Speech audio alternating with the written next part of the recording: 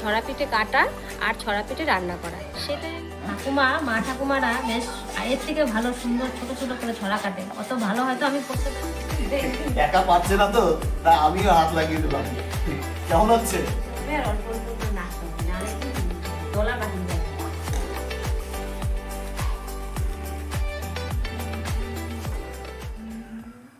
বন্ধুরা, one family blog তোমাদের সকলকে স্বাগত জানাই। আশা করি তোমরা ভালো আছো। আজকে আমি ছড়া পিঠে তৈরি করব। গ্রাম্য পদ্ধতিতে মা ঠাকুমার কাছে শেখা ছড়া পিঠে কাটা আর ছড়া পিঠে রান্না করা। তা তোমরা দেখতে থাকো আর আমার সঙ্গে থাকো। বন্ধুরা, ছড়া পিঠে তৈরি করার জন্য এই দেখো চালের গুঁড়ো নিয়েছি, এই যে পাটালি গুড়, আর হচ্ছে এটা হচ্ছে খেজুরের গুড়, আর এই যে দুধ, আর এখানে চিনি। এই জিনিস দিয়ে আমি আজকে ছড়া পিঠে তৈরি করব। জল দিয়ে দিয়েছি, এই যে চালের গুঁড়ো দিয়ে আমি একটা দলা পাকিয়ে নেব। অল্প অল্প করে দেব আর অল্প অল্প করে নাড়ব, নালে লেগে যাবে।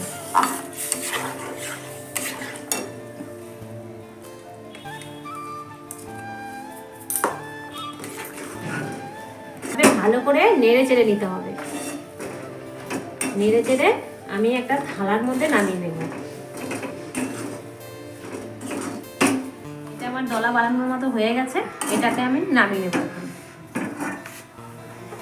এই থালাটার মধ্যে নামিয়ে নিচ্ছি।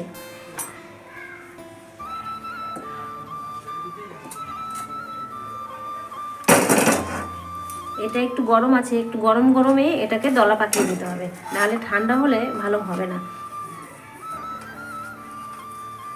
এটাকে ভালো করে আমি মাখিয়ে একটা দলা করে নেব। দলা করে এটাকে ঢেকে রাখতে হবে, নাহলে কি ঠান্ডা হয়ে যাবে। ঠান্ডা হয়ে গেলে তোমার পাকানোটা ভালো হবে না।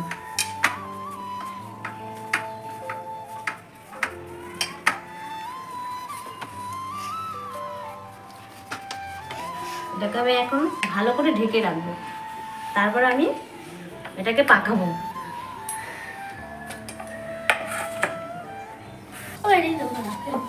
কিছুটা জাল দেওয়ার জন্য আমি কিছুটা দুধ নিয়েছি, সেই দুধটা আমি জাল দিয়ে দেব।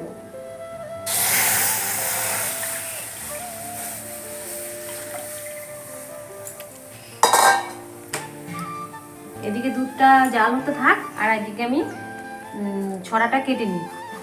এই দলাটা বানিয়েছি এই সাদা ন্যাকড়াটা দিয়ে, ভেজা এই ন্যাকড়াতে আমি একটু ঢেকে দেবো, নাহলে কি দলাটা শক্ত হয়ে যাবে।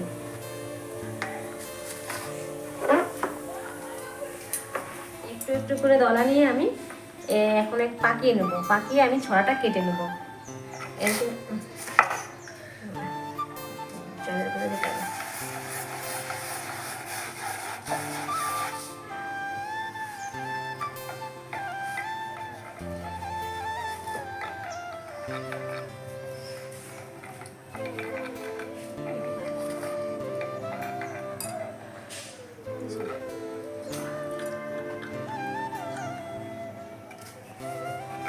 আমি লম্বা লম্বা করে নেব, করে নিয়ে ছড়াটা কেটে নেব। এখন আমার পাশে আমার ছেলেও বসেছে, বলছে আমি একটু পাকিয়ে পাকিয়ে দেই তোমাকে, তাড়াতাড়ি হবে তাহলে। তাই বলছি বেশ, দেখ তুই পারিস কিনা। আমরাও আগে ছোটোবেলায় কী করতাম জানো, আমার মা ঠাকুমারা যখন পিঠে করতো আমরা পাশে বসে বসে দেখতাম। তা আমাদের বাড়িতে 2-1 কেজি চাল কুটলে হতো না, 10-12 কেজি চালের গুঁড়ো করতে হতো। আগে তো ঢেকে ছিল আমাদের বাড়িতে, বাবার বাড়িতে। তা মা ঠাকুমারা তোমার বসে বসে অনেক রাত ভরে এরকম করে ছড়া মানে কাটতো। তা সেইগুলোই আমি দেখতাম, দেখে দেখে ভালোই আমি শিখে গেছি মা ঠাকুমার কাছ থেকে।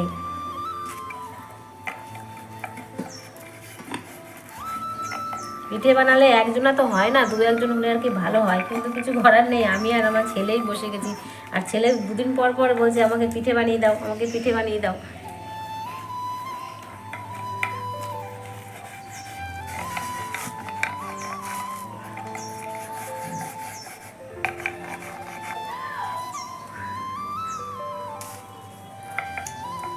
বানা বানা ভালো করে বানা, এরকম করে লম্বা লম্বা লম্বা লম্বা করে কর। একটু একটু চালের গুঁড়ো দিয়ে নে, দেখি দেখি। হ্যাঁ দেখ, তোদের দেখে তো আমারও বানাতে ইচ্ছা করছে। আমি বসে যাবো নাকি? হ্যাঁ বসো। আমাকে কিন্তু শিখিয়ে দিতে হবে, আমি পারি না। দেখলেই শেখা যায়, সব জিনিস দেখে চোখে দেখেই শেখা যায়। এইগুলো বানাতে পারবো লম্বা লম্বা, কিন্তু তারপরে যে ছোট্ট ছোট্ট ছড়া পিঠে সেই কাটা ছড়া কাটাগুলো, সেটা। ওইটা আমার দ্বারা হবে না, ওইটা কিন্তু শিখে নিতে হবে। ওটাই দেখো দেখিয়ে দেবো। কি সুন্দর মা আর ছেলে মিলে পিঠে তৈরি করছে। ও তো পিঠের আনন্দে, হ্যাঁ, সকাল থেকে লাফাচ্ছে, পিঠে খাবো পিঠে খাবো। একটু চালের গুঁড়ো নিয়ে নে, তাহলে ভালো হবে।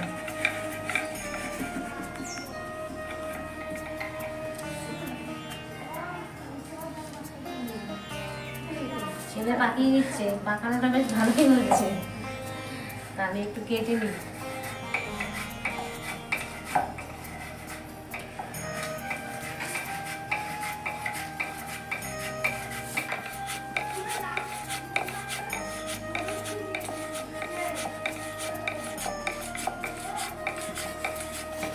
ছড়াগুলো কেমন কাটা হচ্ছে? হ্যাঁ, হচ্ছে তো ভালোই। আমার দেখা যায়।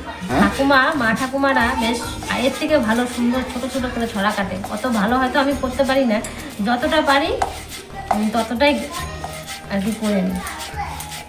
আর এদিকে ছেলে তো আমাকে বেশ লম্বা লম্বা করে পাকিয়ে দিচ্ছে, ও আছে, আমার অনেকটা সাহায্য হচ্ছে সত্যি। নাহলে একা একা এই পিঠে করা সম্ভব না, 2-3 জন হলেই ভালো হয় পিঠেটা করা।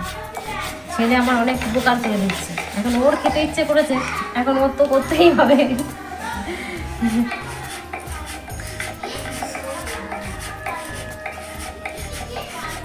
বুঝলি?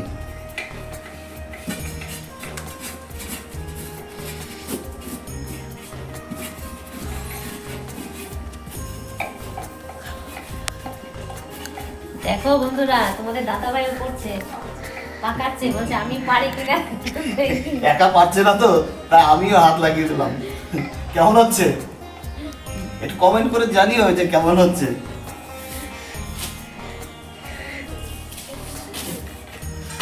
এ তো একাই 100 হাই স্পিড, দারুণ স্পিড তো হাতে। স্ত্রী না কে থাকলে তো বলবে হবে যে না। পিঠে বানানোর অভিজ্ঞতা নেই? দারুণ অভিজ্ঞ প্লেয়ার পিঠে বানানো। স্পিড না থাকলে একা একা এই পিঠে তৈরি করা যায় না। একাই আমি করে নিতে পারি। অঙ্কন বসে যা, বসে যা, হাত লাগা। অঙ্কনে আর করতে হবে না, হয়ে গেছে আমার।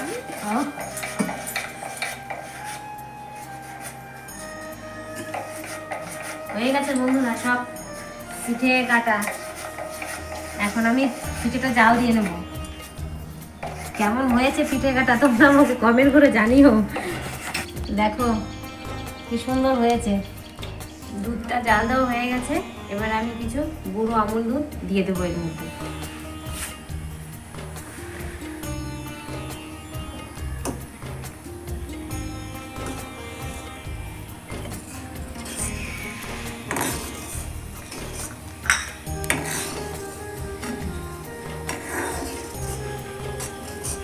দিয়ে দেবো গুড়টা আমি ভেঙে নিয়েছি।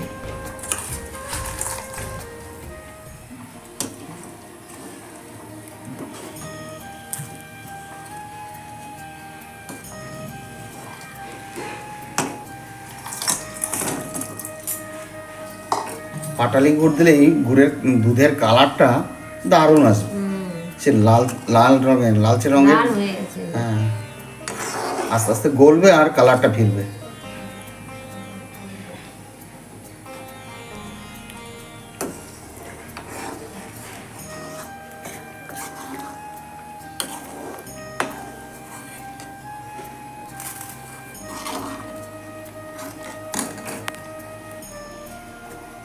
আস্তে আস্তে আমি পিঠেগুলো দিয়ে দেবো।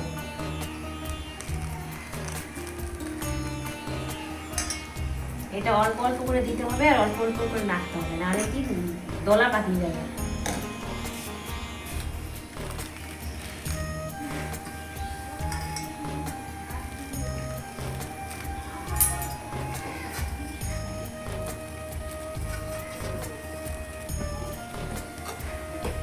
এটা একটু ভালো করে এবার ফুটবে।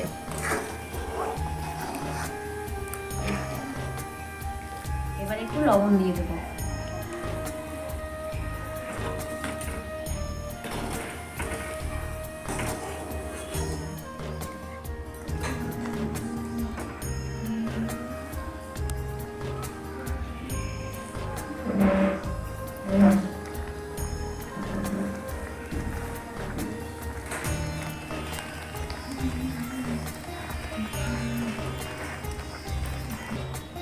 তা বন্ধুরা, পিঠে তো আমার জাল দেওয়া হয়ে গেছে। এই যে পিঠে একদম রেডি, বেশি শুকনো মানে শুকায়নি আর বেশি ঘন হয়নি, এটা একটু পরেই জমে যাবে। আর রাতের এখন তো গরম গরম ভালো লাগে খেতে, কিন্তু এটা বাসি কিন্তু খুব ভালো লাগে খেতে। ছড়া পিঠে বাসি এত সুন্দর লাগে, বাসি পিঠে খেতে। বন্ধুরা, আমার পিঠে তৈরি হয়ে গেছে, এখন গরম গরম পিঠে পরিবেশন করব। পিঠেটার দারুণ সেন্ট বেরিয়েছে, যেমনি রং তার তেমনি সেন্ট, চারিদিকে একদম ভরে গেছে সেন্টে, গুড়ের সেন্ট, দুধের সেন্ট, একদম উপরটা সর পড়ে গেছে। এখনই খেতে ইচ্ছা করছে আমার, তবে ঠান্ডা হলে ভালো লাগে খেতে।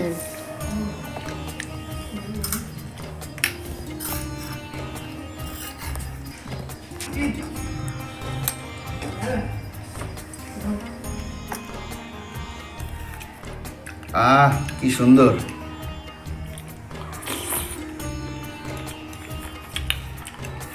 অঙ্কন, চলা চলা।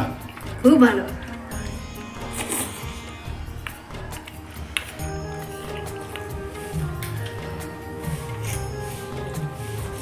কেমন হয়েছে? দারুণ দারুণ দারুণ। এই শীতে এরকম পিঠে, এরকম পায়েস না হলে কি হয়? দারুণ কষ্টের ফল এটা, এতক্ষণ খাটাখাটনি করে কেটেছে, হ্যাঁ সেই খাটনির ফল দারুণ হয়েছে সত্যি। যেমনি রং, সব মিলিয়ে দারুণ। ভালোই হয়েছে।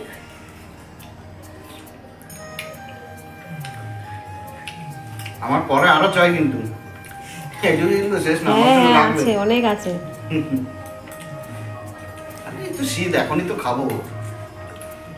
তা বন্ধুরা, সবাই তো খেয়ে নিয়েছে, তা আমি একটু টেস্ট করে দেখি কেমন হয়েছে।